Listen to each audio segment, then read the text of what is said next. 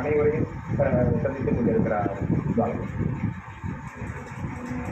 நிச்சயமாக சரியாகி தற்போது முதலமைச்சர் ஜோசப் விஜய் அவர்கள் இன்றைய சட்டப்பேரவை அலுவலர்களுக்கு பிறகாக தலைவர்களுடனான சந்திப்பு என்பதை மேற்கொண்டு வருகிறார். அந்த வரிசையில் முன்னாள் முதலமைச்சர் மு க ஸ்டாலின், மதிமுக பொதுச் செயலாளர் வைகோ, பாமக தலைவர் டாக்டர் அன்புமணி ராமதாஸ், சட்டமன்ற உறுப்பினர் சௌமியா அன்புமணி மற்றும் தற்போது நாம் தமிழர் ஒருங்கிணைப்பாளர் சீமான் அவர்களுடைய இல்லத்திற்கு வருகை தந்து அவரையும் சந்திக்கக்கூடிய அந்த காட்சிகளையும் பார்த்துக் கொண்டிருக்கிறோம். இந்த சந்திப்பு குறித்து நம்முடைய செய்தியாளர்கள் குறிப்பிட்டது போல தொடர்ச்சியாக பல்வேறு கட்சி தலைவர்களும் பாராட்டுக்களை தெரிவித்து வருகிறார்கள்.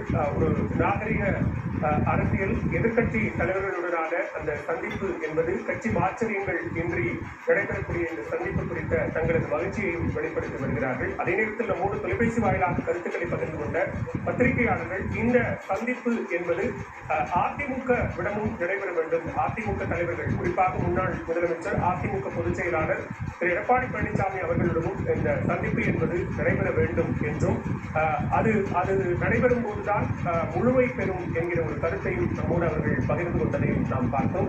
இந்த நிலையில்தான் தற்போது முதலமைச்சர் விஜய் அவர்கள் நாம் தமிழர் ஒருங்கிணைப்பாளர் சீமான் அவர்களுடைய இல்லத்திற்கு வந்து அவரோடு பரஸ்பரம் கலந்துரையாடக்கூடிய காட்சிகளை நாம் பார்க்க இருக்கிறோம். அவரை வரவேற்ற நாம் தமிழர் ஒருங்கிணைப்பாளர் சீமான் அவருக்கு புத்தகத்தை பரிசாக அளித்து வாழ்த்து தெரிவித்தார். அதே போன்று முதலமைச்சர் விஜய் அவர்கள் அவருக்கு தாழ்வை அணிவித்து பூங்கொத்து கொடுத்து வாழ்த்து தெரிவித்த காட்சிகளை நாம் பார்த்தோம்.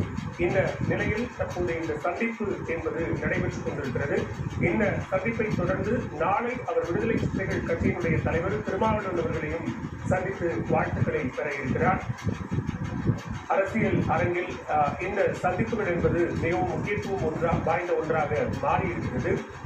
நேற்றைக்கு முதலமைச்சராக பொறுப்பேற்றுக் கொண்ட விஜய் அவர்கள் பல்வேறு கருத்துக்களை தெரிவித்திருந்தார். இந்நிலையில் அந்த பதவியேற்பு நிகழ்வுக்கு பிறகாக சட்டமன்றத்திற்கு சென்று தன்னுடைய அலுவல் பணிகளை, முதலமைச்சர் அறைக்கு சென்று கோப்புகளில் கையெழுத்திட்டு தன்னுடைய அலுவல் பணிகளை தொடங்கினார். அதற்கு பிறகாக தாவேகவனுடைய கொள்கை தலைவர்களில் ஒருவரான பெரியாரை அவர் முன்னிறுத்தி வருகிறார். அந்த வகையில் பெரியார் திடலுக்கு சென்று அவர் அங்கு நினைவஞ்சலி செலுத்திய காட்சிகளை பார்த்தோம். தொடர்ந்து திராவிடர் கழக தலைவர் டி வீரமணியை அவர் சந்தித்து வாழ்த்து பெற்றார். இந்த நிலையில் இன்று சட்டப்பேரவையில் சட்டமன்ற உறுப்பினர்களினுடைய பதவியேற்பு என்பது நடைபெற்றது. தற்காலிக சபாநாயகர் கருப்பையா சட்டமன்ற உறுப்பினர்களுக்கு பதவியேற்பை நடத்தி வைத்தார். இந்த நிலையில் பெரம்பூர் சட்டமன்ற உறுப்பினராக பொறுப்பேற்றுக் கொண்டார் முதலமைச்சர் விஜய். அவர் 2 தொகுதிகளில் போட்டியிட்டு வெற்றி பெற்றார். ஒன்று பெரம்பூர், மற்றொன்று திருச்சி கிழக்கு. திருச்சி கிழக்கு சட்டமன்ற